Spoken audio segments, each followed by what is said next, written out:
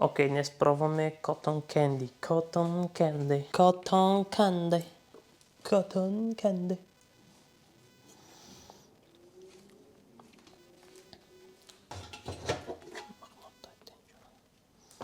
Нещо да се е променил. Нещо да се е променил, поне не само тенис. Чашата ми още е потна. Здравейте! Вие сте с поредния епизод на Soda Review. Ах, мамко. Се баш. Втори дубъл.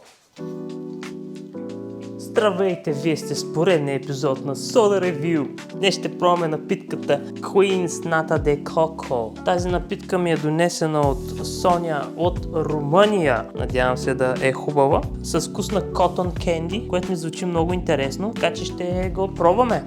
Нека пробваме Queen's Coco Cotton Candy.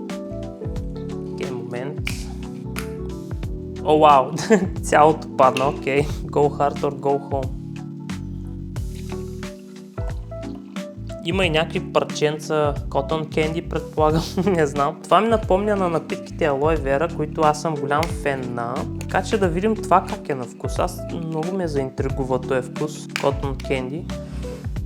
Cheers! Окей, това е брутално готино. Това е много вкусно. Да. Извинявам се, че говоря така, просто аз трябва и да дъвча и да пия. Това е брутална напитка. Много готин вкус. Ако харесвате сладки неща, това е брутално. В смисъл, ако харесвате захарен памук и други сладки, това е брутално. Давам 8 от 10. Уникална напитка. Много ми харесва. Странното, което е, тази напитка е много сладка, има много силен сладък вкус, обаче и не е много тежка, което е много добре. В смисъл, вау, окей. Ще сипя още малко. Определено е 8 от 10. Малко ме е страх да й дам повече от това, понеже все пак е малко по-различен вид напитка, което аз може да я харесвам, обаче може да не се хареса на други хора много. Но да, 8 от 10 чисто взема без проблем. Цветът е много интересен, леко синкав. Да, това е брутално, много ми харесва. Надявам се в България да го продаваме.